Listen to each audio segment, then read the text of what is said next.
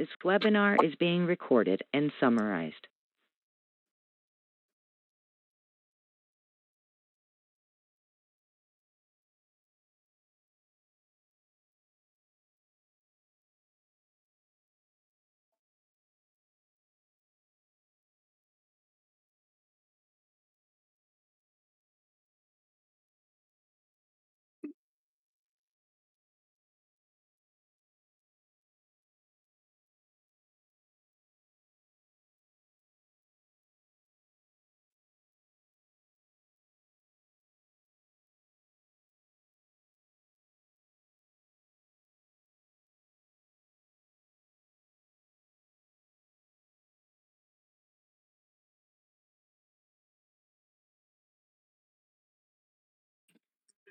Ten o'clock. I don't know if you guys are ready. I'm ready. You guys ready? Indeed. We're ready. All right.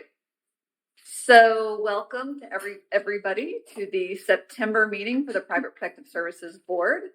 I see there's a line in the back. So yes, please don't forget to sign in. You'll get your 2 hours of being ed as a result of being at this board meeting. There is also a document back there to sign in for any public comment. I encourage you to do that if you have something you'd like to share.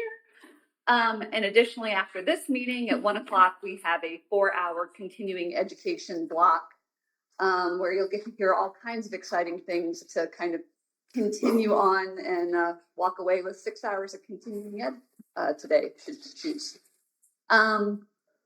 Anybody who this is their first board meeting? Raise your hand. Anybody? Yay! Well, welcome. We're thrilled to have you. How many do we have online, Director? 17. 17. Awesome. Welcome. Shout out to people that are tuning in virtually. So just for those who haven't been with us before, the general kind of way this works. So we have a couple open committee meetings, which two of those met this morning. I know some of you in the audience were there for that. The purpose of this board meeting, it's a lot of the reporting out from the different committees, including the closed committees, which met yesterday, which was grievance and screening. So this will be the reporting out from those committees for the board vote, as well as kind of ongoing old business, new business, director's report, attorney's report, those kind of things. Certainly you're encouraged to come to our open committees because that's where you really get to hear more of the nuts and bolts of like what happens. And that's always a great time to raise questions, comments, that kind of thing. We're also pretty flexible up here. So certainly as we're going through the board meeting today, if you have something that you have a question about and it's kind of more of an open discussion, feel free to raise your hand. And either myself or the chair of that committee, if it's during one of the committee reports, will try to recognize you when appropriate. So let's see. I should have this all memorized by now since I've been doing this for a minute, but I always like to look at my notes so I don't forget anything. Certainly speak up, object, especially for those, talking to Purdy there. I know he'll speak up, he'll project. And please put your phones on silent so we don't have the disruption of notifications. And I think with that, we'll rise to give the Pledge of Allegiance. I pledge allegiance to the flag of the United States of America and to the republic for which it stands, one nation, under God, indivisible, with liberty and justice for all. Thank you. Now on to Attorney Gray for our admonishments. Thank you, Madam Chair. In accordance with the State Ethics Act, it's the duty of every board member to avoid both conflict of interest or appearance of conflict. If any board member has any known conflict of interest or appearance of conflict with regard to any matter coming before this board today, please so state the conflict or appearance of conflict and refrain from any deliberation and vote in that particular matter. Thank you. Just also, I know we did this at the last board meeting since Bill McCrae was able to be here, but also welcome to Bill, returning board member, and to Paul Schroll, our newest board member. So thrilled to have you both with us today and part of our happy family up here. Now on to approval of the July 2025 board meeting minutes. Do I have a motion to approve the minutes? So moved. Second. Any discussion? All those in favor indicate by saying aye. Aye. Any opposed? Okay, the motion passes. Final agency decisions. There are none this meeting, Madam Chair. All right, thank you, Jeff. On to the committee reports, moving right along. I will now turn it over to the grievance committee chair, Judge Burris. Take us away. First case was 2025 PPS 007, John Keith Brown, Southern Protection Agency. Our recommendation is to defer that matter until the January grievance committee meeting.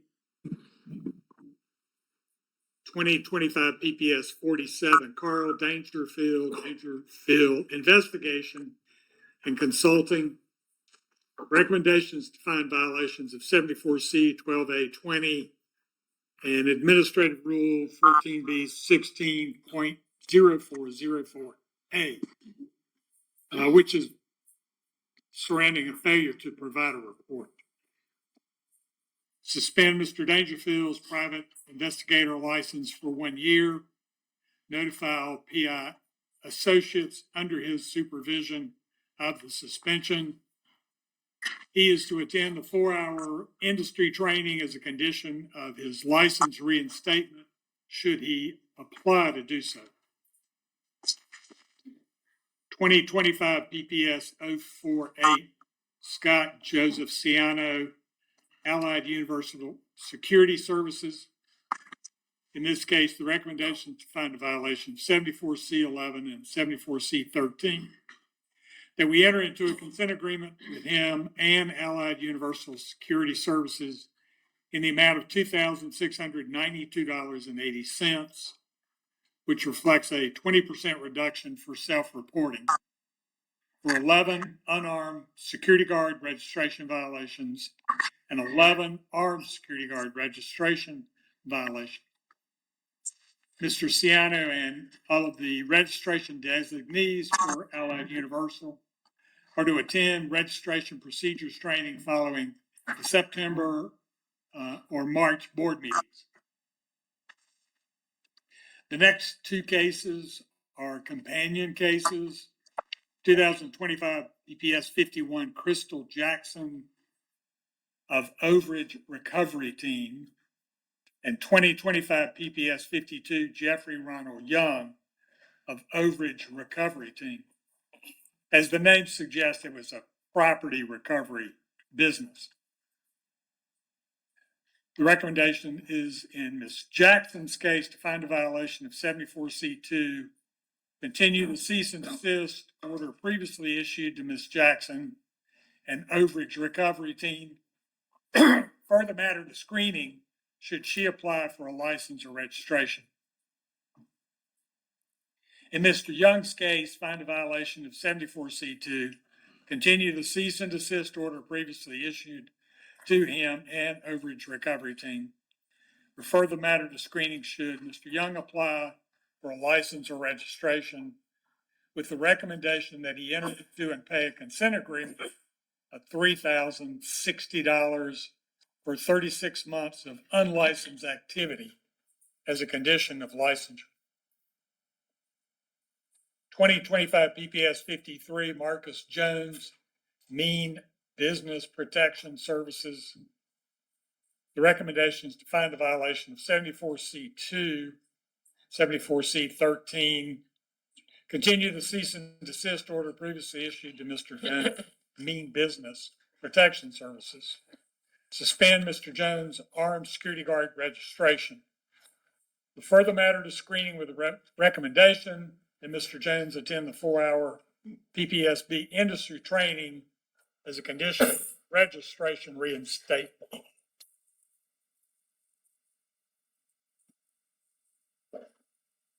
Next two cases are companion cases as well. 2025 PPS 56 and 25 PPS 57. Scott Lowell, AJ Squared Security. In the first case, The recommendation is to find a violation of 74C11 and Administrative Rule 14B 16-0103, subsection 6. Enter into a consent agreement with Mr. Lowell and AJ Square Security in the amount of $11,872.80 for 97 unarmed security guard registration violations and $204 for operating without an in-state QA for 12 months. Staff is to conduct a follow-up registration compliance audit for the second quarter of 2026. Mr. Lowell is to attend the registration procedures training following the September 25 or March 26 board meeting. In the second case, find a violation of the Administrative Rule 14B 16.0104, subsection E.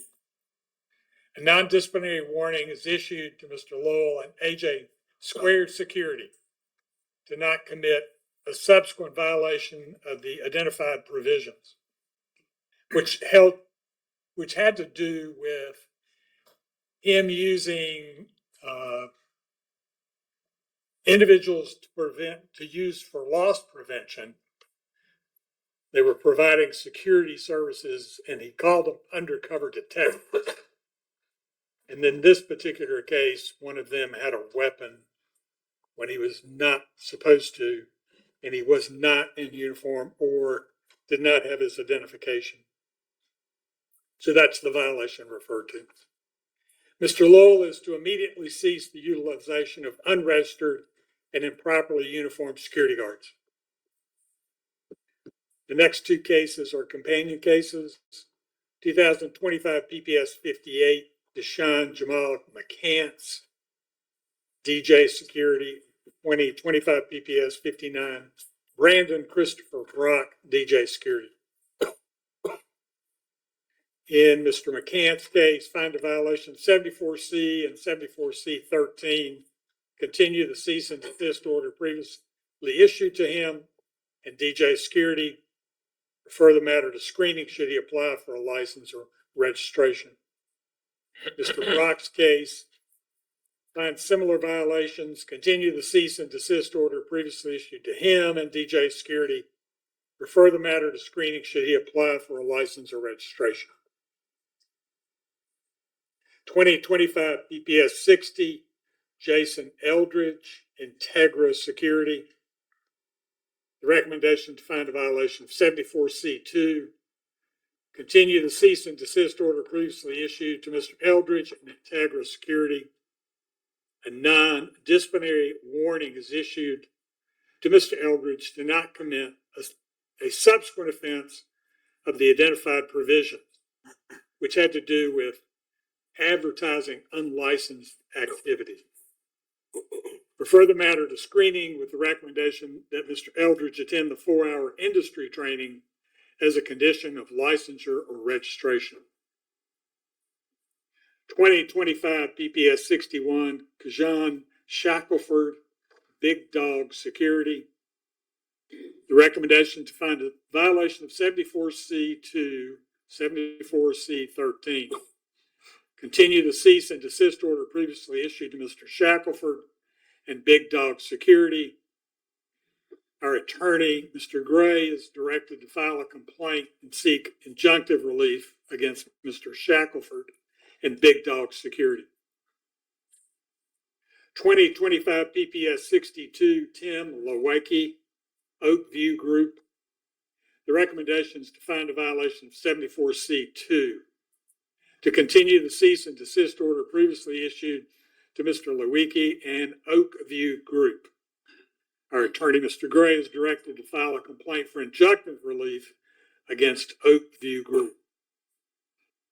Just as an aside, this matter has to do with an event management company claiming they were not required to license their, quote, crowd control supervisors who were, in fact, providing security guard functions at venues in Greensboro. 2025 PPS 63, Andrew Seward, Tailor-Made Protective Services, The recommendation is to find a violation of 74C2, continue the cease and desist order previously issued to Mr. Seward and tailor-made protective services, suspend Mr. Seward's security guard and patrol license until he attends the 4-hour PPSB industry training and removes from his company website all references to private protective services for which the company is not licensed. He was licensed for security guard and patrol, but he was advertising as well for PI and close personal protection. He's to remove from his company website all references to those services for which he's not licensed. Staff is to conduct a registration compliance audit of tailor-made protective services for the first and second quarter of 2025. And the unlicensed activity advertising is also referred to the Alarm Systems Licensing Board.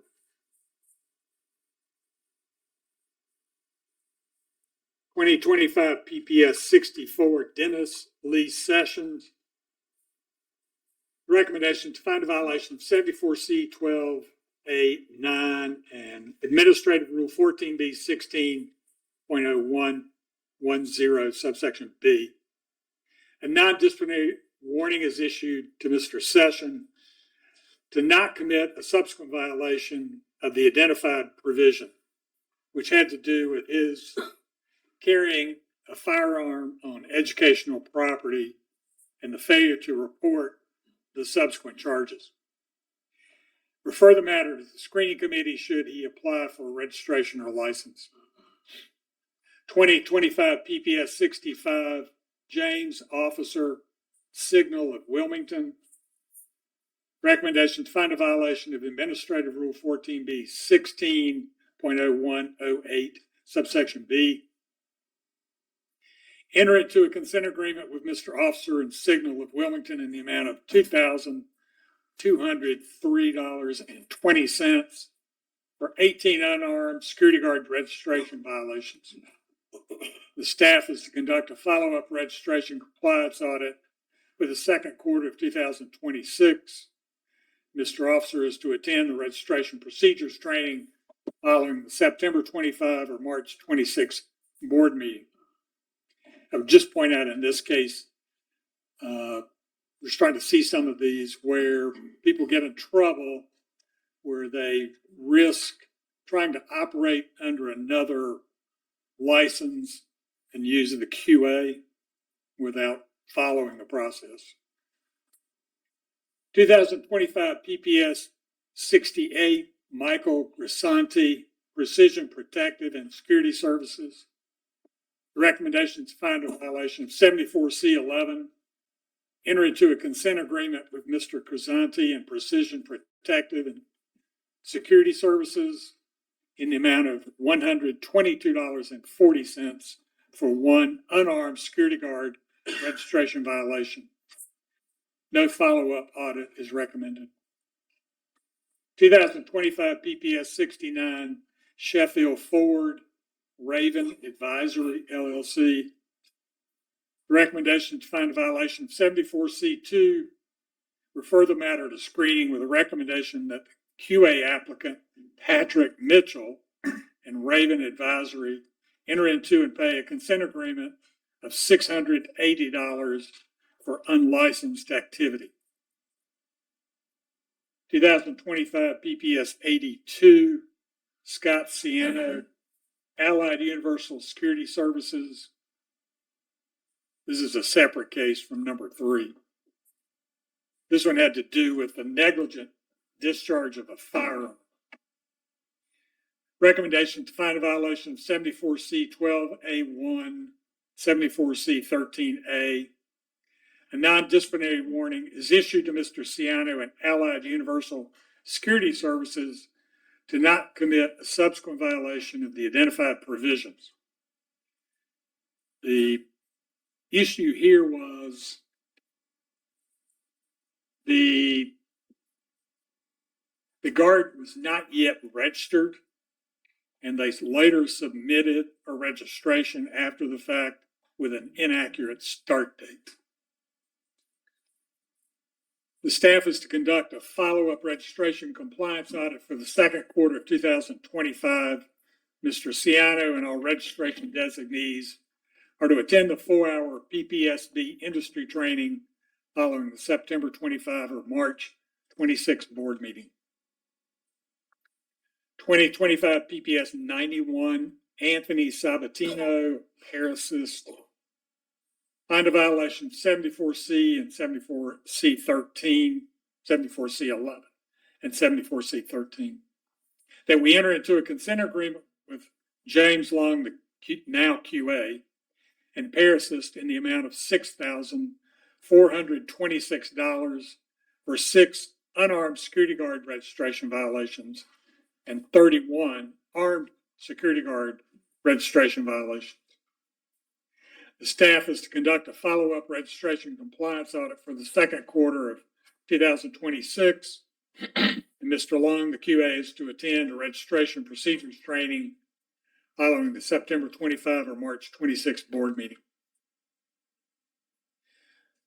2025 PPS 94, Meridian Investigative Group.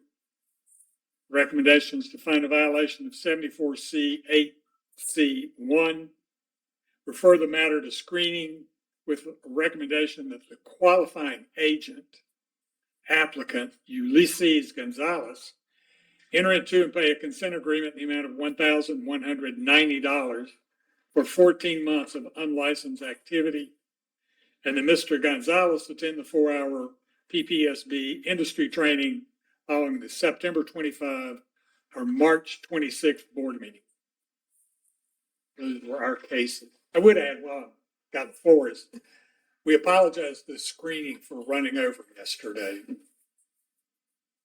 We realize it was an inconvenience for you. Thank you, Judge Burris. Before any motions, first off, do we have any recusals? Okay. Do I have a motion to approve the grievance report? Motion. Do I have a second? Second. All right. Any discussion? All those in favor indicate by saying aye. Aye. Any opposed, like sign? All right, the motion passes. On to the screening committee, Chair Duncan, and you want to be timed? No, Okay. we're gonna go real slow. Screening committee met yesterday. We reviewed 59 applications and made the following recommendations. Edward DeHee, private investigator, approved. Stacia Anderson, security guard and patrol, approved. William Baldwin, proprietary, approved. Alita Bollinger, private investigator, approved. Thomas Brannick, private investigator, approved with condition to receipt a favorable fingerprint criminal history record check. Heather Brennison, private investigator, associate, approved level 2 with 1,200 hours. Joshua Brewer, proprietary, approved. Michael Bacino, private investigator, denied for falsification of application. Jay Caesar, security guard and patrol, approved. Kevin Calvo, private investigator, associate, approved level 1 with 0 hours. Kim Kennedy, private investigator, approved with condition. He enter and pay a consent agreement of $2,805 for 33 months of unlicensed activity. Darren Kanzler, security guard and patrol, deferred to the November 2025 screening committee meeting. Joshua Cardette, private investigator, approved. Tony Chambers Jr., security guard and patrol, denied for lack of verifiable experience. Catherine Cox, private investigator, approved. Thomas Colthart V, private investigator, denied, failure to complete application process and lack of verified experience. Michael Craig, private investigator, associate, level 1, approved level 1 with 0 hours. Counselor Crawford, close personal protection, denied for falsification of application. Catherine Dangerfield, private investigator, associate, deferred to the November 2025 screening committee meeting. Harold Delancey Jr., private investigator, approved. Christina Dubovec, private investigator, approved with a condition. She enter into a pay consent agreement of $340 for 3 months of unlicensed activity. Jonathan Eubank, close personal protection, approved with a condition, receipt of favorable fingerprint-based criminal history. James Foreign, private investigator, approved with a condition, reportable of favorable fingerprint-based criminal history. Andy Garcia Yax, private investigator, associate, denied, failure to complete the application process, falsification of application, and lack of a supervising sponsor. Rosa Griffin, security guard and patrol, approved. Jillian Harden, private investigator associate, approved with condition level 1 with 0 hours upon receipt of satisfactory credit payment plan. Tara Hayes, courier service, approved. William Hughes, proprietary, approved. Charles Jacob II, private investigator, approved. William Johnson, digital forensics examiner, approved. Christopher Kennefick, close personal protection, approved. Jennifer Leggett, private investigator associate, approved, level 2 with 1,000 hours. Chris Lewis, proprietary, approved. Eric Macedo, private investigator associate, approved, level 1 with 800 hours. David Martin, close personal protection, deferred to the November 2025 screening committee meeting. Corinne Maspernardi, security guard and patrol, approved. Chair McBrayer, private investigator, approved. Topeka McLeod, security guard and patrol, approved. Scott Messick, private investigator, approved. Adam Myers, private investigator, approved. Garrett Partham, private investigator, approved. Richie Pierce, private investigator, approved. Christy Pfeiffer, close personal protection, approved. Ruth Phelps, private investigator associate, approved, level 1 with 0 hours. Gabriel Picard, private investigator, approved. Thomas Bakusa, security guard and patrol, approved. Vincent Reese, private investigator associate, approved, level 1 with 0 hours. Paul Register, private investigator, approved. Byron Reynolds, security guard and patrol, approved with the condition of receipt of favorable fingerprint-based criminal history record check. Danny Reynolds, private investigator associate, approved with the condition level 2, 1,113 hours upon receipt of a satisfactory credit payment plan. Joey Roach, security guard and patrol, approved. Jason Romero, private investigator associate, approved, level 1 with 0 hours. Lindsay Romo, private investigator, approved. Cole Rose, private investigator associate, approved, level 2 with 1,800 hours. Graham Sappington, private investigator, approved. Graham Sappington, security guard and patrol, approved. Preston Fies, security guard and patrol, approved. Dale Thomas Jr., security guard and patrol, approved with the condition he surrenders sworn law enforcement status. Bobby Tucker, security guard and patrol, approved with the condition receipt of 5th favorable character reference. Allison Tyler, private investigator associate, approved, level 1 with 500 hours. Clark Watson, digital forensics examiner, approved with the condition that Clark Walton and Reliance Forensics enter and pay into a consent agreement of $2,040 for 24 months of unlicensed activity. This consent agreement must be paid by 3 equal payments over 90 days. Kenneth White II, security guard and patrol, approved. Jeffrey Long, private investigator associate, defer until criminal charge pending is adjudicated. Brandon Youngblood, security guard and patrol, approved. Moving to the addendum, Austin Nettle, armed guard, registration, approved. Eric Torres, unarmed guard, registration, approved. Patrick Mitchell, QA for 2 companies, approved. Ulysses Gonzalez, QA for 2 companies, approved with a condition that Mr. Gonzalez and Meridian Investigative Group enter into and pay a consent agreement of $1,190 for 14 months of unlicensed activity. And Mr. Gonzalez is to attend the 4-hour PPSB industry training following the September 2025 or March 2026 board meeting. And last but not least is Christopher Kennefick, QA for 2 companies, approved. Madam Chair, that is our report. Thank you, Ms. Duncan. Before I entertain a motion, do I have any refusals? Okay. Number 28, William Hughes.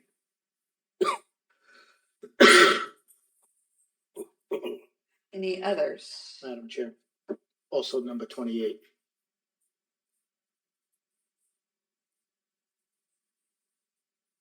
Any others? I'll make a motion to approve all but number 28. Hold on, sorry. I am actually going to recuse myself from number 16, Thomas Goldhart. I'll make a motion to approve all but number 28 and number 16. Thank you. Thank you. I have a motion and a second. Any discussion? All those in favor indicate by saying aye. Aye. Who is your second? Yo, Mr. But, you're out. You can't second. No, they can. This was all but 28. and All but 28. I'm sorry. All but 28. I'm sorry. I was listening with my good ear. Oh, I'm listening with my bad ear. So we had an aye, all those in favor, okay, do you have any opposed? Okay, motion passes. Now a motion for number 28 with Mr. Renfro, Mr. McCray accused. So moved. Right? I have a motion. Second. Any discussion? All those in favor indicate by saying aye. Aye. Any opposed? All right, the motion passes. Now a motion for number 16, Thomas Colhart with myself recused. So moved. Second. Any discussion? All those in favor indicate by saying aye. Aye. Any opposed? All right, the motion passes. Thank you, Ms. Duncan. Anything else from screening? No, that's All right. it. On to training and education, Ms. Okay. I'm pleased to report that we have continued high interest in our training classes. So for our unarmed guard trainer and workshop classes, we just completed, they will complete one tomorrow. It's currently in progress, and by the completion of that, I believe they'll have 18 new unarmed guard instructors. We have one more remaining class for this year, which is December 8th through the 12th.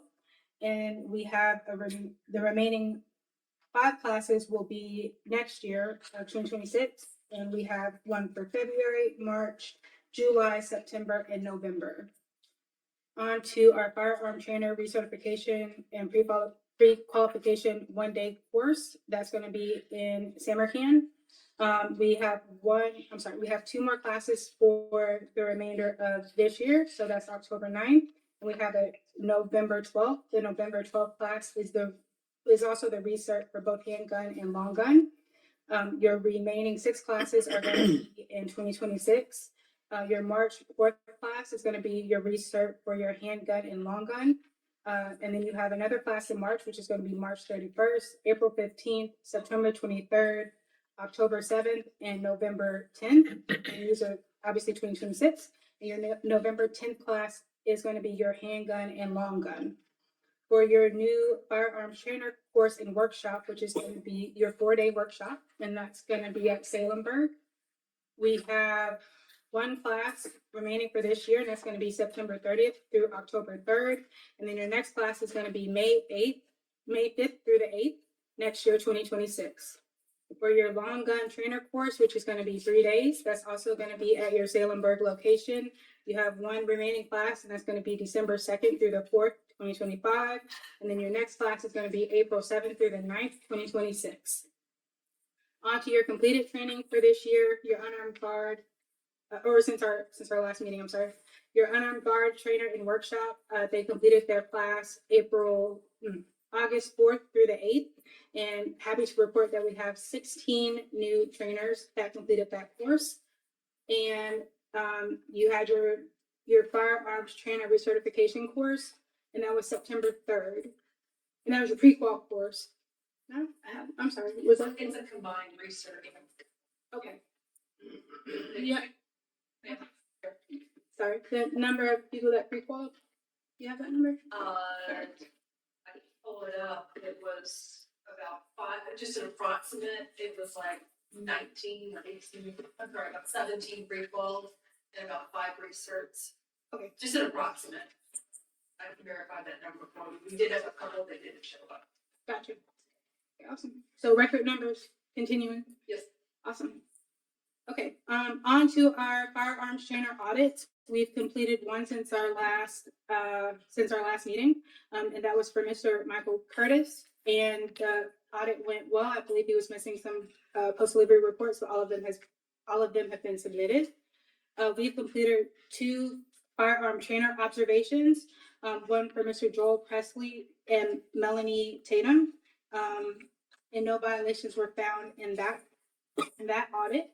And then you had another audit for Mr. Sean Thomas in Huntersville, and again, no observations were observed. Since our last meeting, we've had 3 weapons discharges. One, Michael Ray Parker, that happened in the course of his shift. He was a registered unarmed officer that was in possession of a firearm, but he was not a registered armed guard. And he was terminated from his company as of May 22nd, 2025. And as I understand it, he was charged with assault with a deadly weapon and carrying a concealed weapon and discharge of a firearm on occupied property. The next one we have is Mr. Joshua Stewart with Allied Universal.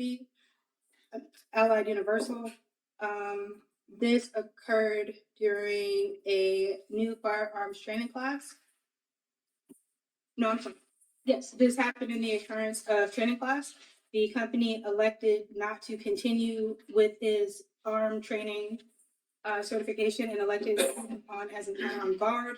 And finally, we have Mr. Brian Simmons, and he was a registered armed guard, and his discharge happened in the commission of duty. He got into an altercation with an individual during the course of his shift. As at this time, I don't believe any charges were filed, and he is still employed with his current company. But as I understand it, we did want to follow up with this one to see how it turns out. Onward to the topics of discussion. So two of the topics of discussion that we brought up is the 4-hour block of training class. So as we all know, your first 4 hours of your training class encompasses the security guard in North Carolina and your legal guard training. And also just want to make it aware, just as a reminder, we have also discontinued that video. So the video is no longer being a part of the training curriculum as well. What we brought up today is we wanted to add components, human trafficking and counterterrorism, and also in our discussion, civil unrest into the first 4 hours of that training class, first 4 hours of that training block.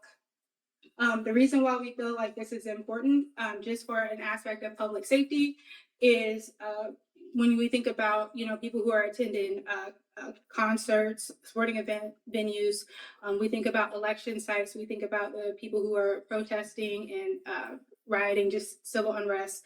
We also think about your airport security, bus terminals, transit security, things of that sort, as far as counterterrorism is concerned. And we felt the need, because a lot of security companies do use probationary employees, especially for these special events and things that pop up such as that we needed to include some curriculum within the first 4 hours and with that training class, because the first 4 hours is required for the security guard to be on site. And so that was what we decided. And also we wanted to come up with actual elective training blocks to be added within our curriculum as well. So that is my report for the Training and Education Committee. The courses. Oh, I'm sorry. So sorry. As far as courses for approval, so our PPSB CEU courses for approval, we have 3 new courses. The first one is Testifying with Impact. The second one is Safe and Ethical Transport Mentally 3 Patients, and Church and Safety Certification course. These are 3 new courses, and then we have 2 renewal course application. One is for arson investigation, and the second is for undercover operation. And that completes my report. Okay. Madam Chair, Yes. I'd have a question if you don't mind. Regarding the church safety certification course, I had a concern with that one. I realize it is only for their company, so it's not something anyone else can take. But anytime I see certification, I question that. And looking at the application, is this a lifetime certification? You have to renew. You get it by taking a 20-question exam, but it doesn't say anything about renewal. And I kind of compare it to CPR. CPR hasn't changed in 40 years, but you have to do it every 2 years. I get a little uneasy when I see us approving somebody else's certification course, and I don't even know who the certifying body is based on the information you received.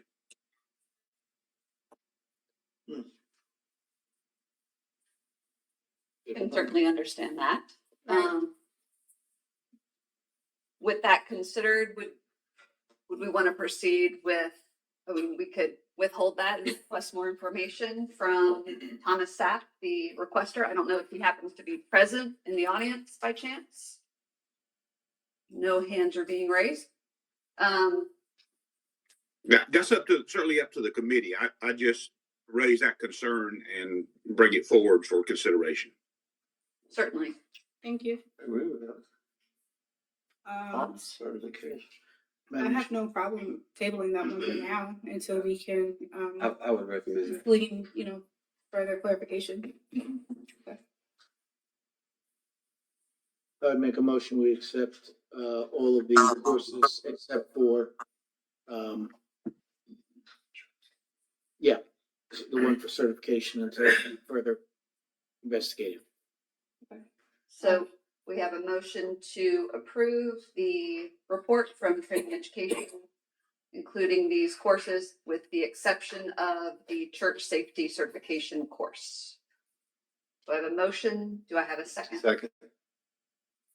Any discussion?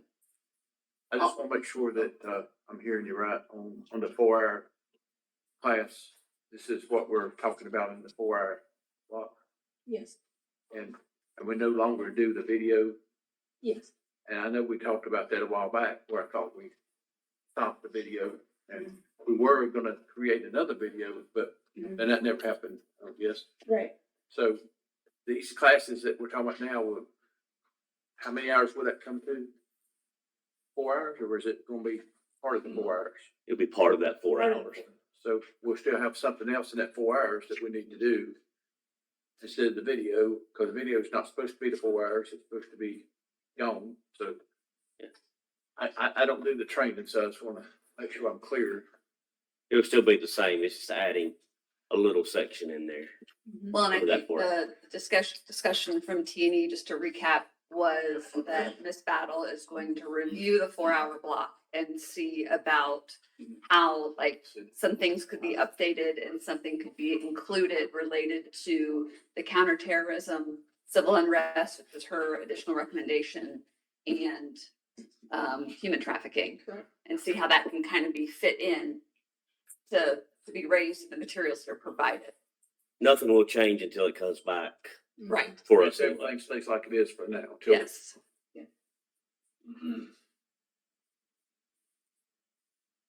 Any other discussion? So I have a motion and a second on the floor. All those in favor indicate by saying aye. Aye. Any opposed, like sign? Okay, motion passes. Thank you, Ms. Ratliff. On to Special Committee of Continuing Education, Mr. Renfro. Thank you, Madam Chair. I have a little report from the Continuing Education Committee currently. However, we are planning to hold a meeting during the second week of October. And I am working with the co-chair to move the committee forward with the goal of providing an update to the Training Education Committee in November. I also spoke with the director regarding the Permidium development to help out with this. The developer is actually working on the software with a deadline of January of 2026. Great. Thank you. I don't think we need a motion or approval of that. Okay. On to the law and rules, Mr. Johnson. Oh, actually, I've asked Mr. Sherwin to make that report on yes. my behalf since I'm remote. He looks really excited about it too. I could tell. I'm excited for him. In summary, take all administrative rule chapter 16 and amend every rule in there. Is the basic thing. And then in keeping with Mr. Johnson's delegation of responsibilities, I think really the attorney, our rules review coordinator, should brief the board on what happened in law and rules. I will be glad to. I sent rules to you as part of your attorney's report. Law and rules members have, of course, already heard this. We had 4 rules that were voted to by the Rules Review Commission in June. Rules that long existing rules here on a technical issue regarding the contents of our application forms that necessitated the amendment or attempt again to amend it. They were rejected again in August. Although I used language that had been approved by them for another state agency at that same June meeting, they objected again. So we have amended, had to go back. I'd already rewritten rules based upon what I thought would pass. Gone back and rewritten them again. You will note in what I sent you last week, as rule amendments, that it now lists the entire contents of our entire contents of our application in the respective administrative rule. Name, address, date of birth, social security number, telephone number, et cetera, employment history, military service, gender, date of birth, state of birth, whatever. Whole thing is now in there. Hopefully that will satisfy them. I was going to have to amend that anyhow because a part of Senate Bill 710, you now have the ability to review or see or consider expunged criminal convictions. This is something that had existed for the two commissions that certify law enforcement officers in North Carolina. I was going to have to amend those rules anyhow. Kind of no harm, no foul, although it did delay implementation of the other four. So I've gone through and made adjustments there as well based upon the changes that occurred to your statute in Senate Bill 10.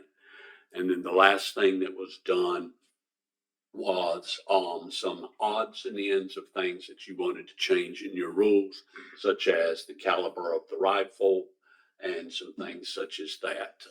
What rifle, the caliber that could be carried by guards that have the endorsement for a long gun. So those changes have all been made. So that's in there. After, unfortunately, I did not get them done in time. Staff didn't get a chance to review them. Mr. Bullard was kind enough to review them for me. There were some minor changes that were made, and those were passed out to law and rules. If you have an interest in what those changes were, and as I say, they were very minor. I used kind of a boilerplate language regarding the applications. Some things aren't in some applications, some are. Mr. Bullard caught those, took them out. Some places where I put in a new A, I failed to go in and change where a rule, some other rule said A and it now needs to say B because the old A is a B. Little things like that Mr. Bullard caught. Mr. McRae also reviewed these after he got the attorney's report and he caught the identical things actually that Mr. Bullard had caught. So I have those here. They're slightly different than what is in your attorney's report.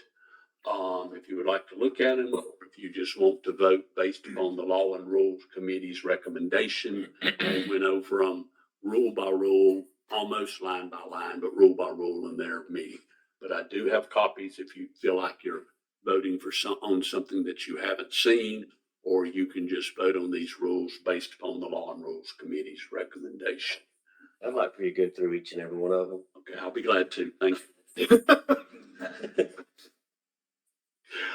But I can do it either way. But I do have copies if anybody would like them for your files or records or whatever. But they have gone through them line by line. But for the most part, everything is exactly the same as to what I sent you last week for your review. Okay. Anything else from Law and Rules? And the motion in Law and Rules, Mr. Johnson's motion in Law and Rules was every rule by number. So if you accept Law and Rules recommendation, you are accepting each of those by number. And they will be, of course, reflected in the minutes that way. Okay. So I'll do whatever you will. yes. I guess we dealt with this on the commission too, the expungements, and there's always been a question in mind is the forms that we fill out for convictions and all, when they fill out what we call the pink sheet or the blue sheet or on, you have criminal, you have listed charges and stuff on it.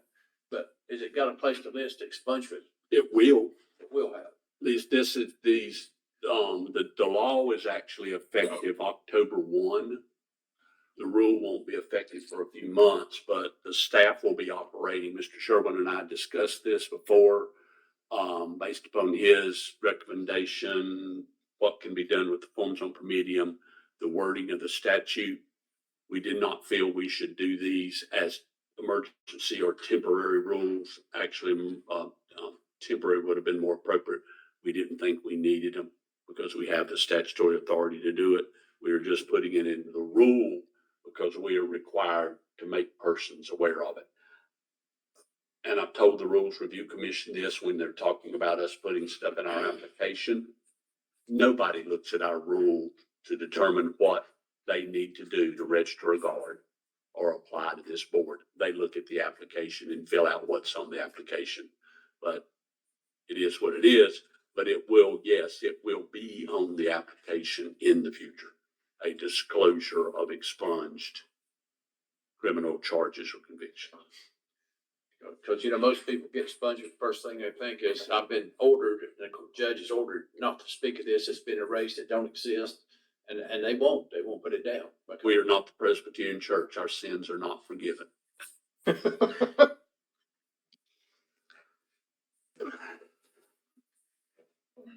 Presbyterian Church, yeah. You'll just confess and we'll forgive you. Scarlet attorney, just leave them. Thank goodness. Okay. But I have a Catholic in here. Yeah, the one Catholic in here is gonna, yeah. They have a booth. We don't.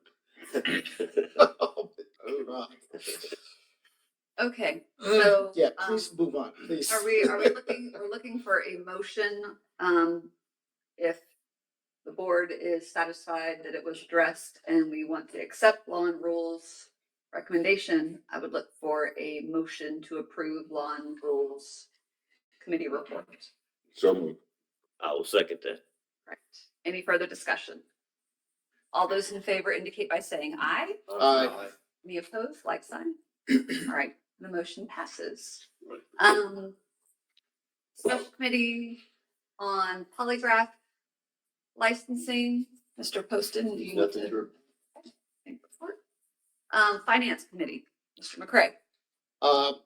We don't have anything to report this meeting. I did want to publicly thank Director Sherwin. He provided me with information that I had requested, and he warned me that it had changed in format from last time I sat on the board, and I may have a difficulty assimilating it.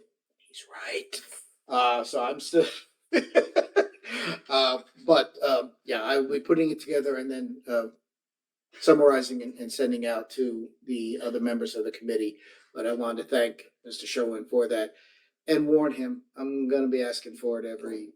No problem. So, but no report right now. Thank you. All right. I know Emerging Technology Committee, Ms. Creech is absent today and that did not meet yesterday. I don't know if there's any report from the special committee, which is also Ms. Creech, for unlicensed activity. I will say no for now unless anybody knows of anything. Okay, and now if Ms. Ratliff, anything tied to the joint special committee between PPSB and. Okay. All right, moving on, any old business to bring up? Okay. Any new business to raise? Oh, goody, I have some. Oh, goody. Really? So I did this last year when I had the privileged opportunity to be chair of this board. And as that has continued, I wanted to do this again. So this is just kind of a quick recap and highlights from the past year. And as for those who aren't aware and how it can kind of seem a little off sometimes, our fiscal year runs from July to the end of June. So this is that great opportunity to recap a couple things and really appreciate everybody from the board who chimed in with their feedback to contribute to this list, as well as any of my last minute requests to the director or Attorney Gray as I was putting this together. And of course, these highlights And I guess this could also be one of the highlights. They'll also be included in our post-meeting hot sheet, which has become a regular thing coming out after our meeting, a couple days after our meeting. And I have to commend the director. We've got a good flow. And I hope that has continued to be a helpful tool for the industry in understanding kind of what's going on, what's coming out of this meeting, so that you don't have to read the full meeting minutes should you want to skip that. And of course, that's also distributed via email and posted to our website.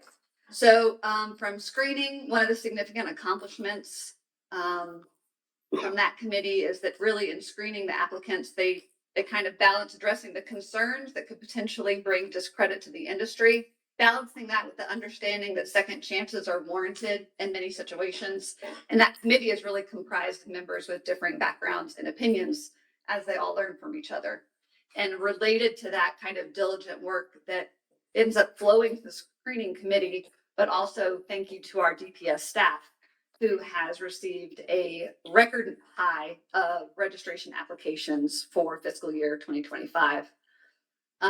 For grievance, both board members and the staff have continued the past year trying to improve our scheduling, investigative reports, and the policies. As an example, this included seeking to use increased monetary amounts for registration violation consent agreements. So trying to do things in response to, okay, those that come up before us over and over again, or even with the consent agreements and now their follow-up audits, there continues to be issues. Trying to make sure that, okay, there's a reason we're here.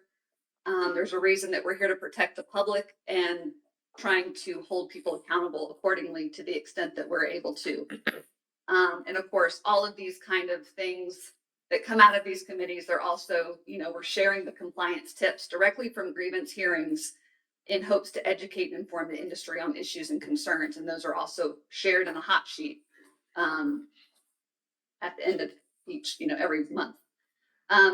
Training, as was raised in T&E today, effective October 1, it will be mandatory for guards to have a minimum of 4 hours of training that's completed before any security guard, including probationary, is placed on a duty station.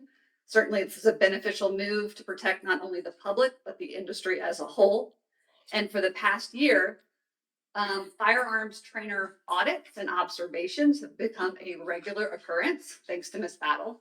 And the response has been very positive, with appreciation for the feedback and the support on addressing compliance issues before they become bigger issues.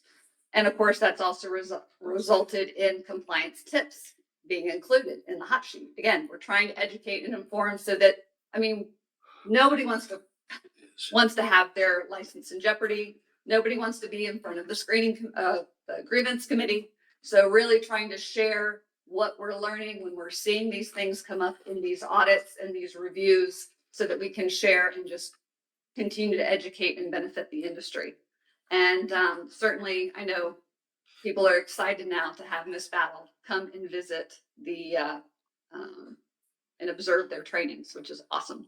And of course, as a result, maybe the fiscal year, the training applications record high for trainers. So another highlight, the Unarmed Security Guard Instructor Manual and the Unarmed Security Guard Student Manual have been translated into Spanish, and those are both currently posted on our website. I know that the armed versions of those is in progress. Also, as it relates to continuing education requirements and improvements to the system of the required continuing ed and that application process, in efforts to improve the quality of the continuing ed that's offered to the industry. And this was referenced in all of the different bills that we went through. But with Senate Bill 710, as of October 1, the board has the ability to charge up to $100 to evaluate applications for continuing education courses. So now that gives us the capability, and this flows into what Mr. Renfrew said about the per-medium, moving that continuing education course application into per-medium instead of it being an email process, but into per-medium, so that not only Will it be a more streamlined process for the application process? Now that there's going to be a fee associated and maybe a little more work on the potential applicant side, higher quality content, the other stuff's going to fall to the wayside. And then there will also be an improved way for the industry to search and locate courses that are relevant to them for their 12 hours of continuing ed.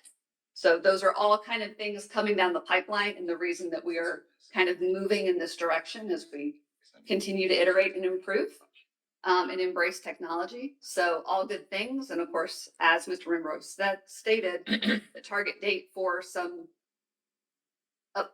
substantial updates on that with Permidium is January 2026. Related to efforts to combat unlicensed activity, we've had multiple unlicensed security guard and patrol injunctive relief actions, which included one involving a longtime offender of an enterprise, resulted in becoming a properly licensed entity as a result. Additionally, we've taken other creative measures like engaging the ABC Commission. And as a result, we have a rule that will go into effect October 1, where they're going to have authority to make ABC permittees verify that they're hiring licensed security. So again, trying to find other ways to work with what we have, engage other regulatory bodies to support us in the efforts to protect the public. Also kind of on that, we have the 2-hour course on private security requirements that will be included in the 2026 North Carolina Law Enforcement in-Service Training Curriculum.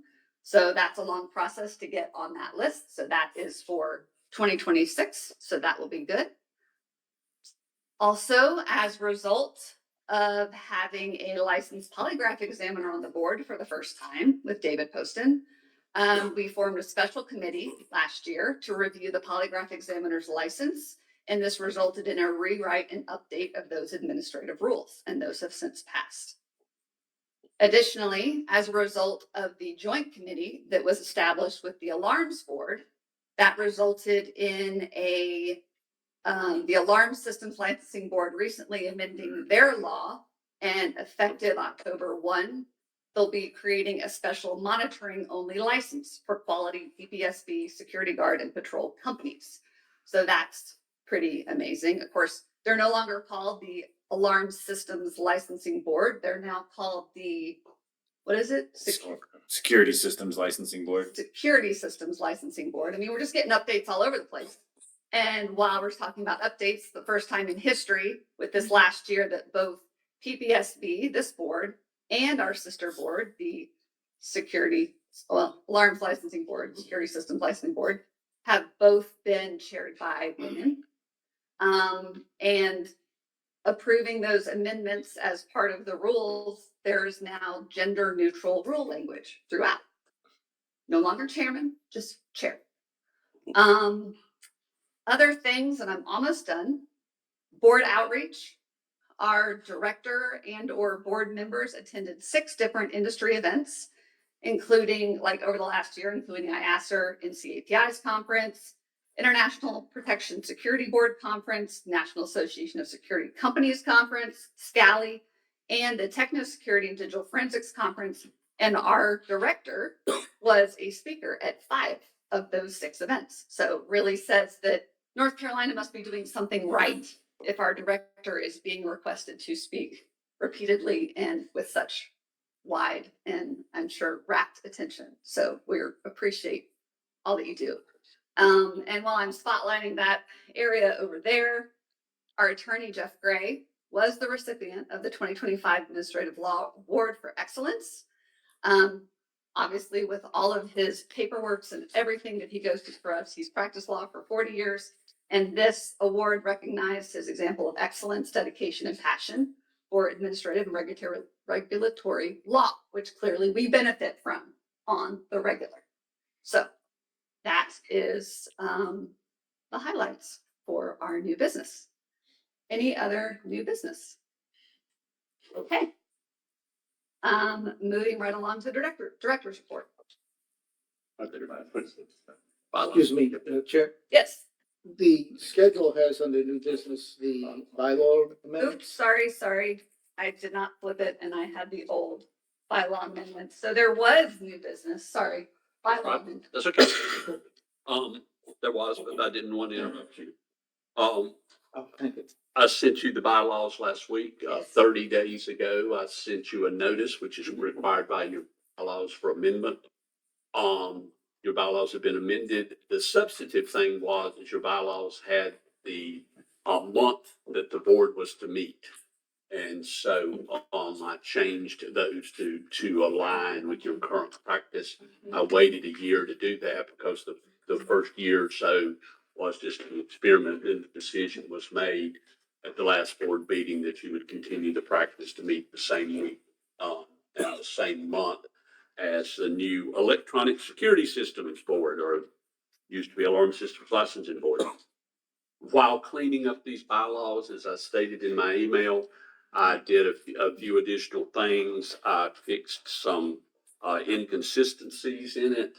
I also, if you will note in Senate Bill 710, the legislative staff on their own gender neutralized our law every opportunity that they got.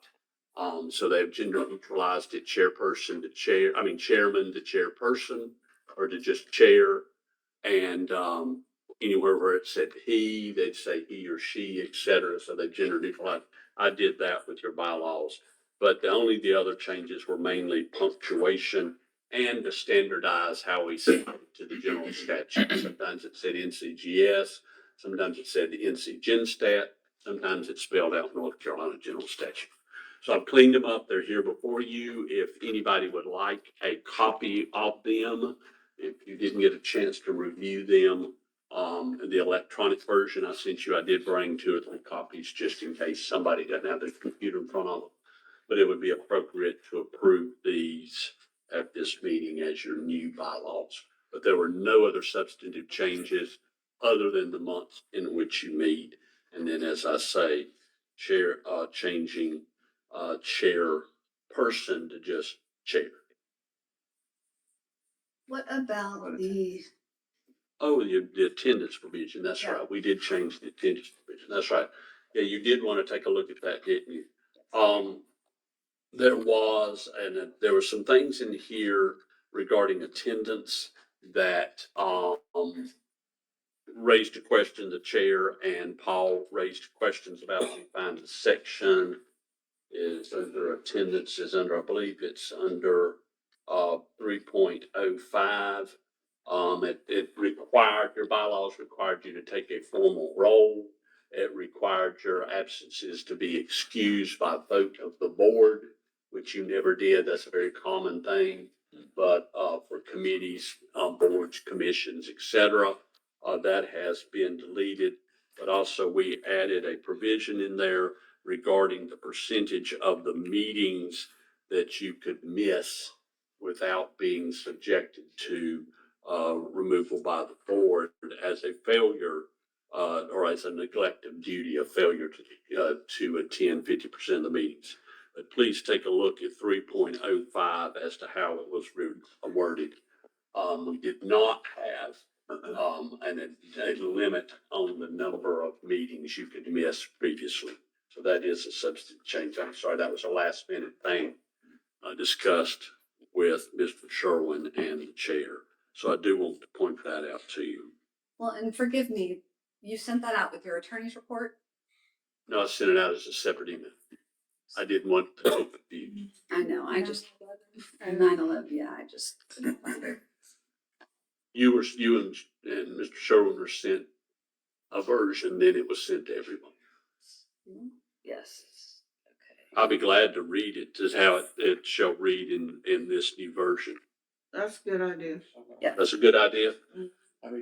New or reworded 3.05 board member attendance. The board secretary shall take roll at the beginning of each meeting and shall include in those in attendance and those absent in the minutes for that meeting. She does that already, but she doesn't orally call your name out, which is done. I think Mr. Epley, I think the Criminal Justice Standards Commission does that, don't they? They take roll. I'm sorry, doesn't CJ Commission take roll at the start of a meeting? Yes. You have to say here. Yes. Yeah, we don't do that. She just does it silently going around the room. If a member is absent, the board secretary shall note the absence and the reason if a reason has been given. She does note the absence. It's up to y'all if you want to have her to note the reason. If a member is absent, the board may vote whether the absence is excused or excused, and the board secretary shall so note. We put may in there in the event you choose to do that in the future. It used to say shall, but it now says may, so that would be optional if you choose to start doing that. And then failure to attend a minimum of 3 board meetings in the calendar year shall be considered neglect of duty. Attendance applies to both board meetings and committee meetings. Y'all think that is too harsh? 3 meetings, of course, is 50%. It's half your board meetings a year. Yes, sir. If no reason is given, or even if the reason is given, is there any presumption about whether that's excused? No, sir. Not at this moment. That's up to you to decide if you want to change it, if you want a presumption, if you think this is too harsh. If you, whatever, it was just suggested, the chair suggested that we make this change. So that's totally up to the board. So I would just expect that if I were to start missing too many, then the question would come up, Ron's missed so many meetings. Let's start figuring out why he's missing and whether we should excuse him or not. Is it because I'm going through some health crisis or because I'm not paying attention to business? Is that how you would think? That's what needs to be discussed. Yep. Yes, sir. I'm not an attorney. I don't practice one on TV. However, I don't see where that has any, it says that it shall be considered negligent or duty, but I don't see where it says and what action would be taken. That neglect of duty is a grounds in your statute to remove a member. That's why it says neglect of duty. But it doesn't define it there. That is defined in your statute. And in the So statute. you could put neglect of duty pursuant to 74C, you know. Okay, now, does that then, so the board could vote to remove, or does the board have to go back to the appointing authority? Board can, for neglected duty, the board can vote to remove. And if they then remove, does that then require the appointing authority to appoint another individual? Well, it would be a vacancy on the board. We can't control them. They could leave it open. But it would be a vacancy on the board. Thank you. Yes, the problem, you gotta make sure you treat everybody the same. If you got some, you let miss, and others you don't let miss, so. Yeah. If you're gonna do this, you need to tighten up about excused and unexcused. You need to make a decision on that. Well, and part of the thing is it's been in here all this time. We haven't done anything with it. And then so it's like before we just move to make other changes, just wanted to have a chance to discuss it and see what we want to do about it. I mean, I consider obviously serving, I think we all do, serving on the board as a privilege and an opportunity to benefit the industry. So kind of expect people to be present to do that, you know, unless certainly things come up and notwithstanding those kind of things, but like generally everybody making their best effort to be present. So just an opportunity. And then the chairman suggested the same thing for committees. Madam Chair, Yes. if the language is as Jeff just mentioned, pursuant to 74C, which refers to the neglect of duty, would that not solve the problem of, let's say, illness? I'm not sure. Someone is out ill or going through, God forbid, radiation, something like that. I don't see that as neglect of duty. That's an illness. And I'm not sure how that's defined. And just putting that simple language is pursuant to 74C would solve that problem. No, but I think what Mr. Gray is referring to is what are we going to do about making sure that this board knows that something is either excused or unexcused absence? And that I could even, have a particular board that the board members, they generally do it by email, and the board has to vote whether the absence is excused or not. Y'all just never done it. But until you brought it up, I wouldn't have changed this. well, and we have situations where board members aren't present and we have no awareness whether or not they will attend and no feedback on. Right. At all. But it would take, to make this work, you're going to have to enforce the excused versus unexcused and vote on it. I just wouldn't want whatever the excuse is to be public. Exactly. So in other words, my thinking would be that the board member would notify the chair and maybe Director Sherwin, and then they could share that with the board by email. And then when it comes up for a vote, you can just vote instead of sharing what's about. Everybody will already know by email what it was about. And then you can just say approve or not approve the absence in open meeting. That can be the policy if that's up to y'all. Rather than bringing it up, because it's going to have to be approved in open meeting, Right. or not approved. And my thinking would be that we would want it to stay private on what the situation is. So that would give everybody the opportunity to know by email what the situation is. And then when it's brought up in here, we can just say such and such is absent. Need to make a motion to approve or not to approve. Well, the other thing I might bring up is if something occurs where the board member is not able, for whatever reason, to contact, say it's something that happens the day of the board member, you should have the ability to decide whether it's excused or unexcused, say at the next board meeting, subsequent, So I wouldn't want it to be where, well, he wasn't here at this board meeting, we don't know about it, so, as opposed to giving the board member an opportunity to advise the chair. Should it be something that? This is an observation. This is just not a legal opinion, but this has not been a problem. Right. Mm-hmm. The absence have not been a problem on this one. I think you're right. I think if you have a situation that, something comes up and I can't get you an email, all of a sudden I have to miss it. But I think that's something that if you go into it not knowing yet, then you could say, okay, we'll wait until the next meeting to approve or deny that. I mean, I have a grandchild coming, and if on the day of the board meeting that grandchild is born, guess what? Yeah. I ain't gonna be here, and I'm not gonna be thinking about sending an email.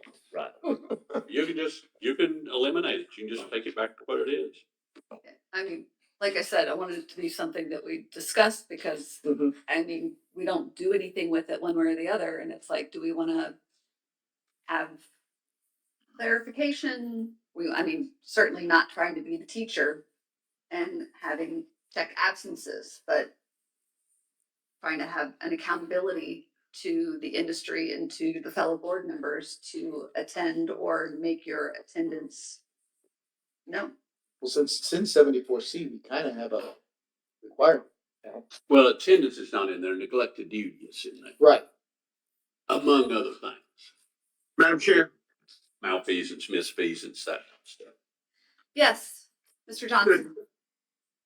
I don't think this needs to be a change in our bylaws. I think it could be a policy decision where we have a written policy.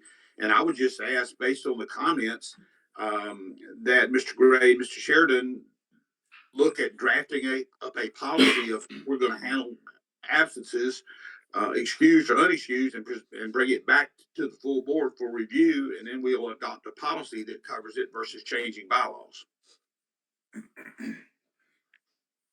Only problem I would see that if we get to the point where you're gonna remove somebody, it needs to be in the bylaws. I agree. Now, I'm not saying we, Say that, I'm sorry, Judge Burris.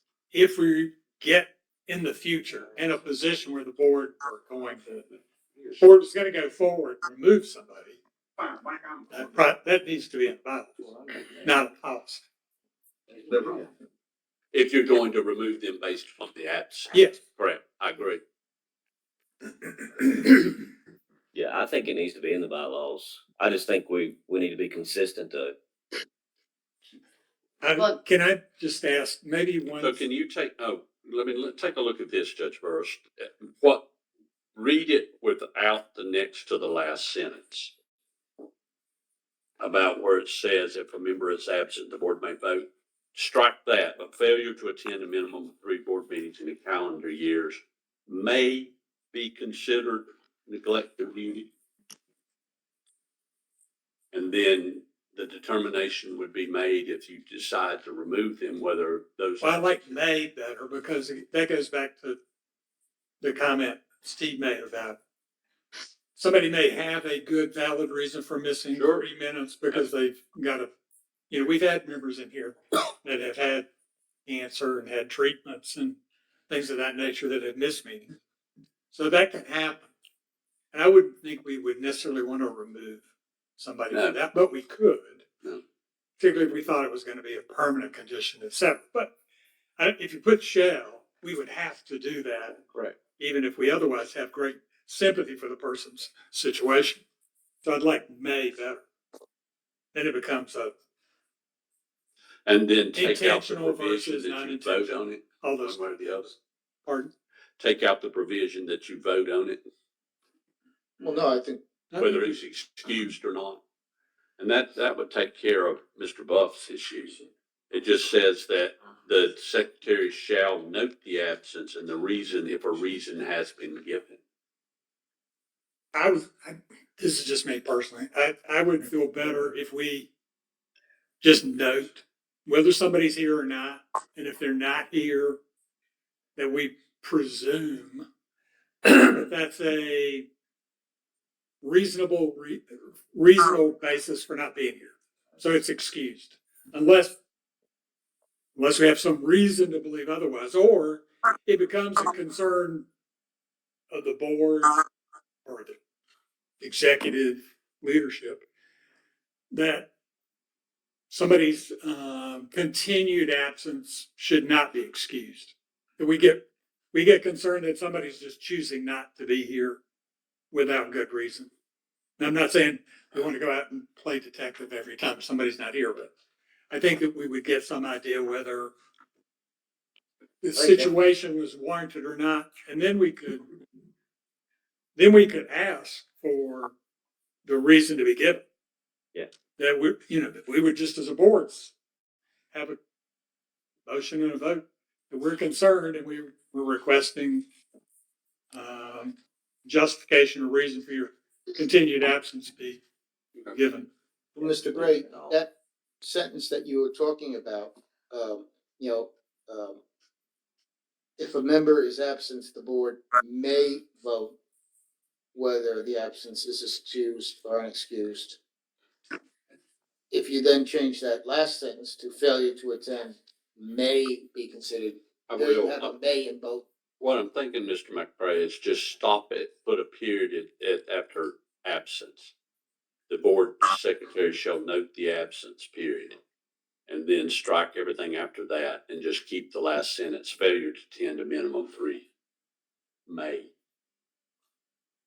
Let's put a period after absence. And then we could also come up with a policy that everybody was aware of that would be not in the bylaws, but Is this talking about physically being here or Zooming or what? I consider Steve here. Steve is on Zoom. He's not here. He's on that machine. I'd recommend leaving attendance applies to both board meetings and committee meetings. Yes. Yes, I agree. I was just talking about the part about the other. But I think when you word it the way you're talking about wording it, then it becomes that we don't have to vote every meeting. when somebody's not here. But if we see that it's becoming a problem, then we can inquire as to why is this person absent, and then make a decision if we want to bring something up for a So do you want vote. some language in there along that? I think that's what when you word it the way you just worded it, I think that's what that does. Is that basically what you're saying is we may or may not, at some point, when somebody's absent 6 times in a row, 4 times in a row or whatever, somebody is going to make that, hopefully the chair is going to inquire as to, okay, Where are they? Where are they? And why have they not been here? And then it can be brought up to. All right, let me throw another wrench. Mr. No. Gray, would that be something that would be a closed session discussion? Would that be considered personnel? Oh, yeah. Okay. Oh, yeah. Any decision about removal of a board member would be, yes, Okay. absolutely. In fact, it's in the open meetings law. Okay, so I have no idea where we are. I know I don't either. So, here's what I got from all of that. If we have section 3.05, board member attendance, the board secretary shall take roll at the beginning of each meeting and shall include those in attendance and those absent in the minutes for that meeting. If a member is absent, the board secretary shall note the absence. Failure to attend a minimum of 3 board meetings in a calendar year may be considered neglected duty. Attendance applies to both board meetings and committee meetings. That's what I have. Okay. Are we good with that? I'm good with it. Okay. I make a motion, we approve the bylaws as proposed, as revised. Okay. And I will second that. I have a motion and a second. Any further discussion? All those in favor indicate by saying aye. Aye. Any opposed? Right, the motion carries.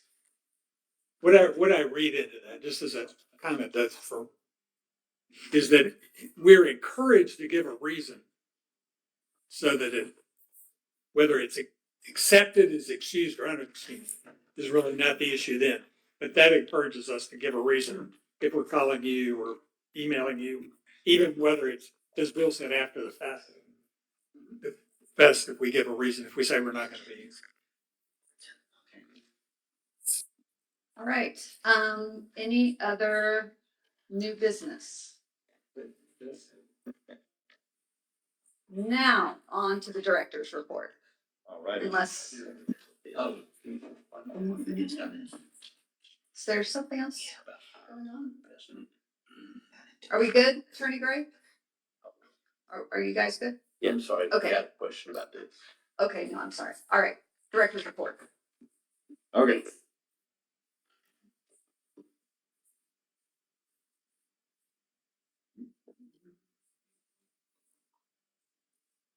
Director's report. You want a drum roll? Yeah, that'd be great. I'll start with personnel. We currently have, I'll call it 1.5 vacancies. We have a registration processor position that is vacant. Recruitment is currently in process. We're interviewing for that next week. I do technically have an agency receptionist position that's vacant, but we have a temporary employee filling that spot for now. Also, on a personnel note, I'd like to note that investigator Darla Cole was recently appointed by the governor to the North Carolina Interagency Council for Homelessness Programs. She will serve as Secretary Buffalo's designee to the council, representing the Department of Safety. Investigator Cole was selected in part due to her extensive experience working with homeless persons through her church and the Salvation Army. The council was first created under the Cooper administration, and it is intended to advise the governor, state agencies, and external partners on issues related to housing stabilization and homelessness. So we're very proud of Investigator Cole and look forward to her serving on that council. Moving on to operations, as was mentioned previously, the registration unit continues to receive a record number of applications with 21,000, well, let's call it 22,000 year to date applications. That's up significantly from the last previous 6 years. Licensing unit, Ms. Mercedes and Ms. Garcia to continue to work very hard over there with 728 license applications received so far this year. And investigations unit, they have completed 277 background investigations on applicants for a new license and 78 complaint investigations so far this calendar year. Investigator Karen Battle over the training unit has processed 303 trainer applications. That is way up from any previous year we've had. So kudos, Karen. Thank you. Also notably, Investigator Batten completed a proactive registration compliance audit of Southeastern Medical Regional Center as a proprietary security organization under the supervision of Selena Tino. That audit was for Q1 of 2024. His audit found no violations. As a reminder, when we do these audits, if no violations are found, I report that out here in the director's report, so there is a record of it. If violations are found, it's referred over to grievance committee for resolution. A look at your licensing, registration, and certification summary. We currently have 29,717 active credentials. That's up 3.2% from your July meeting. That breaks down to just over 26,000 registrants, nearly 3,000 license holders, and 569 certified trainers. And your financial report, this is showing the information for fiscal year 2025, which ended June 30th. It began July 1 of 2024. I'm pleased to report that the board continues to be in a rather healthy financial situation. It concluded its fiscal year with a fund balance increase of $86,000, bringing its fund balance to just a hair over $2 million. That does represent 13 months of average operating expenses for the board. And the education fund has seen a decrease of $2,800. That's due to $15,100 that was paid out in grant payments that fiscal year, but it continues to have a solid balance of nearly $140,000. And the following pages are graphical representations of those financial numbers. I'd be happy to answer any questions you may have. Great. Thank you, Director. Any questions for the Director? Okay. Do I have a motion to approve the Director's report? Motion. A second? Second. Any discussion? All those in favor indicate by saying aye. Aye. Any opposed? Motion passes. Anything further, Mr. Director? Director. No, ma'am. All right. Jeff Gray, on to the attorney's report. Thank you, Madam Chair. The attorney's report was sent to you electronically last Thursday evening. Referring you to Roman numeral 1, which is the status of the consent agreements since the last board meeting. I'm pleased to announce that all but 2 have been paid, and there is, since the report came out, number 11 and number 12 on page 2 have since paid. Reporting that to you orally. The other 2, there is a reason they have not been. The first one, Hector Falou Security, has petitioned the Office of Administrative Hearings for a hearing in this matter. The hearing has been held. I'm in the process of preparing a proposal for decision, which is due next Friday. But his matter has been heard in the Office of Administrative Hearings, but he has not paid this because he has petitioned for a contested security hearing. And then number 3 is not paid. David Charles Kaiser, Spearhead Private Investigations, but also his license was revoked. And of course, the only way probably that will ever be paid is if he decides to apply for a license again. We typically do not typically, this board has never pursued anybody for failure to pay a civil penalty. Mainly you'd be spending your money for the money to go to the school board, and that's just not a good use of your funds. Under the Office of Administrative Hearings, the hearings pending, the only thing, pending hearings is attachment 1, and the only thing pending, of course, is Mr. Falou's administrative hearing. And a second case that we have regarding it's a very interesting case pending will be heard November 3rd is the Natasha Williams case. If you notice regarding that case, it doesn't have a company following it. She is the QA for a company and has petitioned for a contested case hearing because of a consent agreement.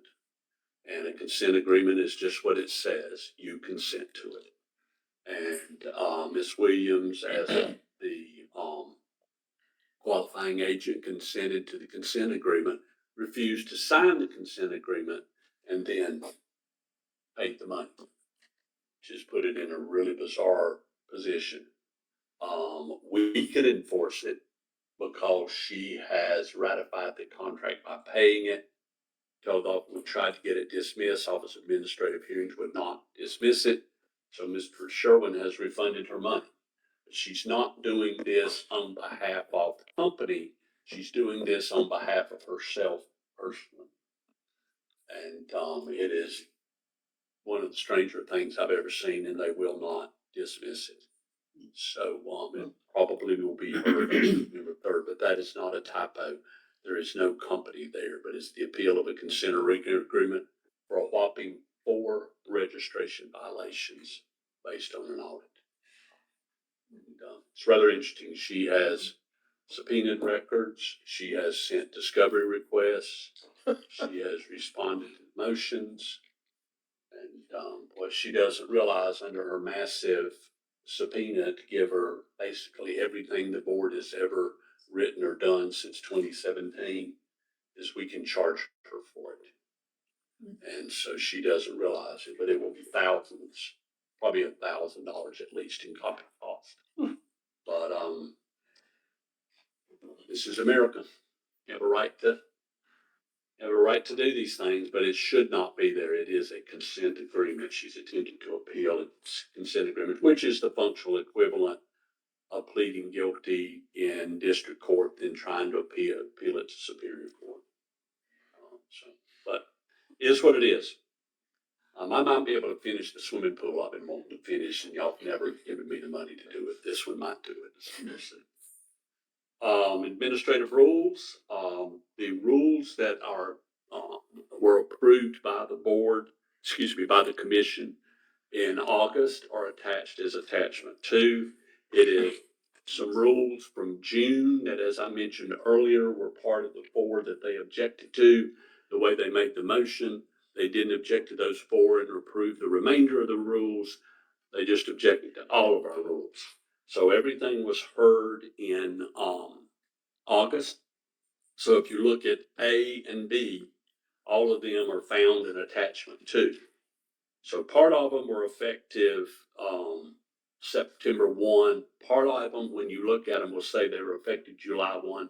They are also effective September 1 as well, because of the way the commission heard them. So everything in attachment 2 is effective September 1, or was effective September 1, 2025.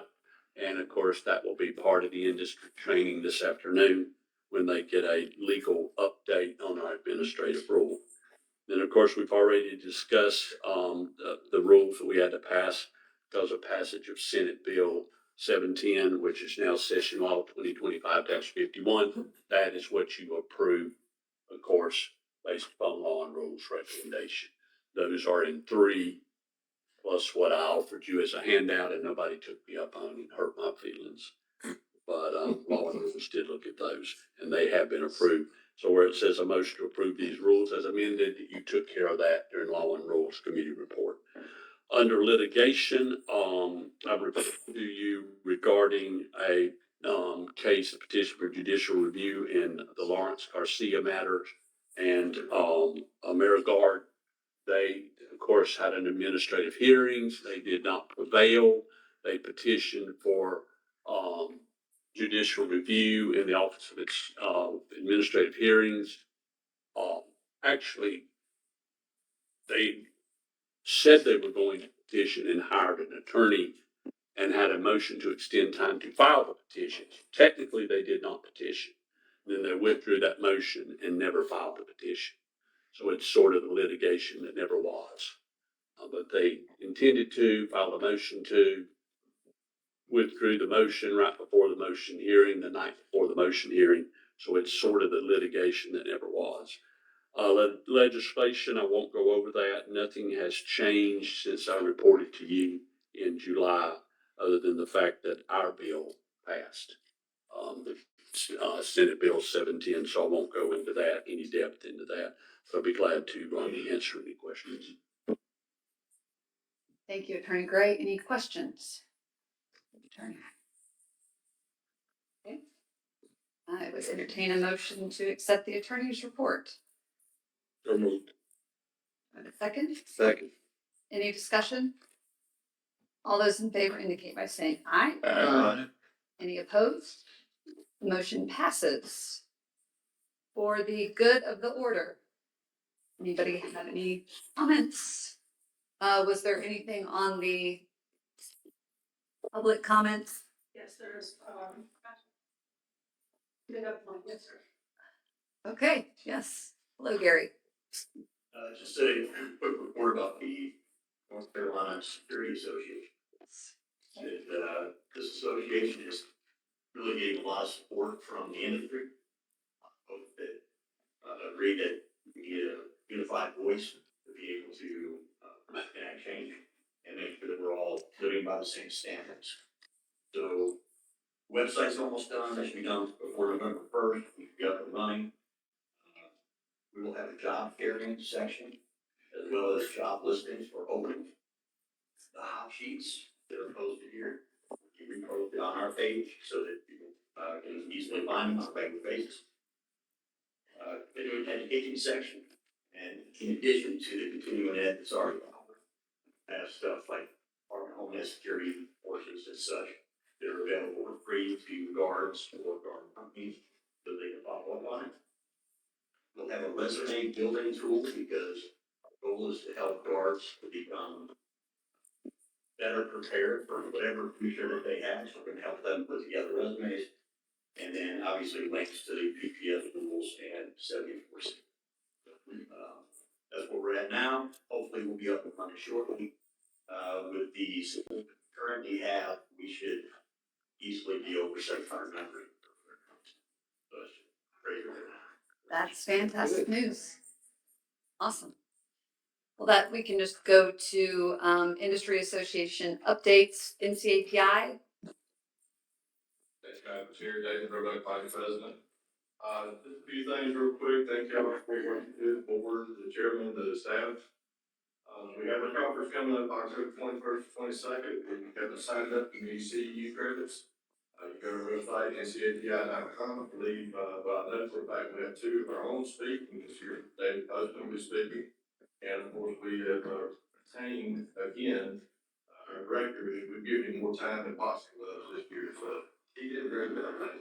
Membership right now is up to 267. We're still shooting for our goal to get very closer to 500 more at the end of the year. I know they're keeping in the budget, putting that out there because it is hard to pay some of that. Last night we had one of our first social hours that we've had in a long time. We had a great turnout, questions and answers that we get. Didn't have to have one of the box with that one, so people enjoyed it. Had a great time. Here in the audience, and everyone tonight they can attest to that. If you have not joined the NCPPSB, go to our website, you can do that. It also gives you opportunity to be in the break before October conference. And if you need to see credits, come to the website. Yes. Thank you so much. All right, any other public comments? Anything else from the board? For media, representative, I don't know if a lot of folks know much about folks that operate there, that there's a lot of questions probably that come up. I just wondered if you wanted to say anything, anybody from Permidium wanted to. I didn't know there was a Permidium represented in the audience. That's what I was asking, if anybody's here from it. Oh, okay, yeah, I didn't think so. Because, you know, I have a lot of questions all the time because when I started on security that I wanted, it used to be you had 4 years if you go back, you know, local record fix, wherever you lived last 4 years. I don't know what will change, but when I see this happen all the time, I have questions about, I had a guy that, well, just last week, 50 years ago, had a charge out west someplace. And we had to do a record check from out there. And I didn't understand why it goes back 50 years ago. I had to do a record check in another state. Because it used to be we do a local record check for where we lived the last 4 years. But I asked my wife, I said, wow, I have to run a record check. It costs a lot of money to do all these record checks for you over the states. But what I understand, they pick up anything except anywhere in the country, right? I mean, is that the way it works, Paul? That if they got a record, if they got a charge or something, it's gonna pick it up, right? We're talking about CRC? Well, remember, the application question is, have you ever? Right. So, yeah, they're required to provide residency and work history for 4 years. But the questions, the 3 questions are always, have you ever? So the CRC has to go forever, right? So it checks every state that they've ever lived in the past 50 years then. You gotta run record check. If they report it as a previous residence, yes, they'll check it. But I'm saying if it's been 50 years ago, they lived this place, I'm wondering, you had to still do record checks for. I don't see any reason why someone would put a residence from 50 years ago on the thing, because we only ask for. Well, they didn't put residence, they put down a charge they had at a, say, Texas, 50 years ago. And, but you had to do a record check for Texas that happened where they lived 50 years ago, right? That's my question, I guess I'm trying to figure out. If they report having lived in Texas, yes, CRC will run a Texas check. But if it's in the last 4 years, is that not correct? Or do you have to report something that you lived all your life and? No, they only have to report their residence history for whatever they're applying for. So if it's a new registration, for example, we ask for 4 years. Right. So if they lived in Texas 25 years ago, they're not required to even disclose that. Okay. They lived in Texas 15 years ago, so we're only asking them to go back 4 years. If they're renewing, it's just a year. I guess that's what I'm just, trying to decide if that's what we have to do. Do we have to, so we had to pay for a record check to have something that happened 50 years ago, somebody lived. I didn't understand why we had to pay. It's pretty expensive when you pay New York record checks and stuff like that for. Did you have to do a right to review? Did you have to do a right to review? No? I don't do that part of it, but I just know in a company when I'm told that we're having to run record checks for 50 years ago where somebody lived and just because they had a charge, because you got to put down what you've been charged forever, and some think that you got to run, if they've lived over the country, you got to run one in all these states for the past 50 years. I know. I recently had one that was like a right to review because she was a juvenile, but she got charged as an adult. So it popped a record, but it wouldn't like say what it was. So they had to go get it, but it was more than the 4 years. So I had to do that. Maybe it's something like that. I guess I'm trying to figure out that we got to pay for a record check for all these states they might have lived in all these years ago. If they say, but it goes back 4 years, correct? I mean, what? I mean, I see. I guess for North Carolina, I see. Now that you mention it, when I see CRC, I do see records for longer than 4 years, but I don't think it goes. I think just for North Carolina, it goes longer than 4 years. I don't think it goes past the 4 years for a different state. Dorian? Yeah. Thank you. So, Mr. Eppley, there are a couple of things that we do. In addition to checking the addresses that are disclosed by the candidate, if the licensed applicant also discloses a criminal conviction, we will then verify that criminal conviction prior to giving it to the board through our system. So I don't know if they did that. We also conduct database searches. That is a supplemental service designed to cast a wider net outside of that 4 years. So if there's a misdemeanor or felony level conviction that's outside of our search scope, we will verify that first, and then we will have you pay for that additional search. Well, that's why I saw you sitting there. I was hoping you would. And CRC, not permitted. Yeah. Okay, that's what I was trying to think how that works, because it's a record check that you do, but it's in per diem, so I'm not sure how all that works, but we had, what you just said, I think we still have to pay another charge. Yeah, you're gonna pay that additional payment for that search that we have to add on. Because they said they was charged for something that long ago, or we still. Yeah, I mean, the board considers, a lot of information beyond just 4 years. I think, as was mentioned before, in North Carolina, we report back to the mid to early 80s, depending on when that individual court joined the administrative office in the court system. I mean, is that, I guess what I'm trying to say is, I just want to make sure that I'm clear, because when we have people come in, I thought the last 4 years, wherever they lived, you had to do a record check. But if something, they put down, they got a charge 50 years ago, then you gotta do a record check too. But it goes, wouldn't it fall like with your crimes chart? Yes. Yeah. I'll let him explain. I can't hear very well. Your crimes chart, right? It was, Yeah. On whether it could be denied or not, based on where it falls on the. Correct. I don't think Mr. Epley's question is about Denied, it's denying. It's about cost. the cost of being charged for a record that was disclosed, say, from 50 years ago. Because they had to That report. wasn't necessarily required. Right. But That's something we have to do, though. We have to pay for that record check. sorry. We still have to pay for those record checks too, even though it's been a long time ago for that state. That's yes, but that's really a question for CRC. Well, again, I think we're making a distinction. In our application, we require, if it's a new registration or a new license, we'll say registration, let's stick with that. We require in our regulations and that they have to provide their residency and their employment over the past 4 years. However, when we get down to the questions of have you ever been convicted, it's have you ever. So that's different from asking for the residence and the employment information. If we're saying, have you ever been convicted of a motor vehicle, that's ever. Have you ever been convicted, committed to a mental, that's ever. Have you ever been convicted of a misdemeanor or a felony, that's ever. So if CRC comes up with something beyond 4 years, that falls within that question. Right? So you're talking about two different things, really.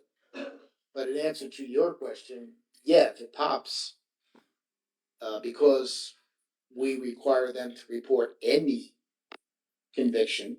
Well, and if it pops once, it's gonna pop every time if they're answering those questions as ever, every single, like for renewals. Mhm. Yeah. Right?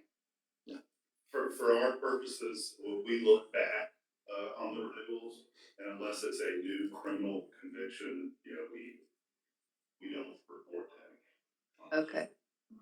So there's an additional charge. So it would only happen on an initial. Okay. I was saying for your crimes chart, Richard, I would think you would want to go back past 4 years because you would want to know if they could be like approved or denied based on the crime, right? I hear what you're saying, because if someone lived out west someplace and they got charged for something, is it going to show up? Is it still going to show up? It could, depending on what jurisdiction it's in. Well, and in theory, if you're trying to register that person for the first time, you might want to know. Because you're giving the example of 50 years, but what if it's. I guess what I always thought with these guys is when you put a name in there, it does a whole search nationwide. That's what I thought it did. It would pick up stuff, because we get stuff back that nobody knew. Say a person had a charge out in California that we didn't know, he didn't say, it might have happened years ago, but they'd still pick it up if it's something serious. would they been charged for something? Would your not system pick that up if they? We don't have access to the NCIC or the fingerprint database that the federal government has. What we have access to is a private database commonly referred to as a national criminal database. And basically, if a court system sells their information, we take all that, compile it, and we utilize it as a supplemental service to a background check, just to ensure that someone gets a DUI or does something on vacation or business trip that's outside of their residence history, it could show up. And I'm guessing that's probably where your record for your licensed applicant was developed. So I would probably have a person ask someone, said, where have you lived the last 4 years? And they say, I lived in North Carolina for the last 4 years.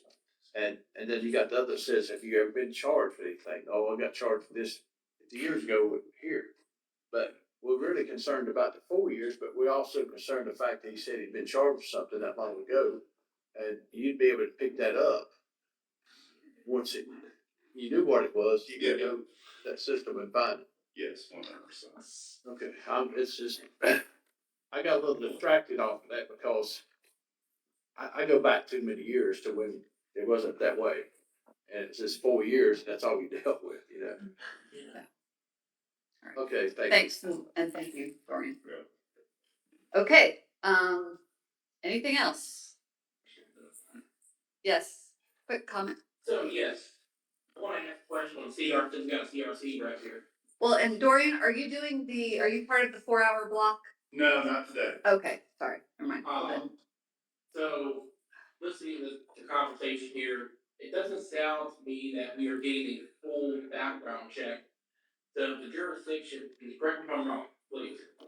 If the jurisdiction is not selling that information to the public sources that he's pulling the information from, we would not know if that person has that charge or not.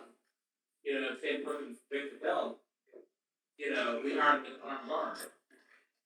If that person's convicted felon, that felony conviction doesn't show up on a record, and we hand that person a gun, then we're handing the gun to a convicted felon.